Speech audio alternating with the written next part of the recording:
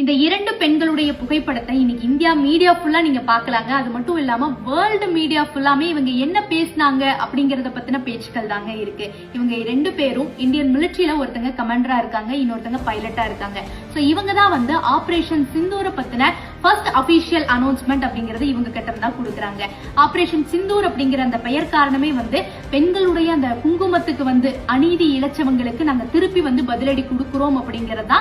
So India operation Sindoor அப்படிங்கிற அந்த ஒரு பெயரை அந்த ஆபரேஷனுக்கு வச்சதுக்கான காரணங்க.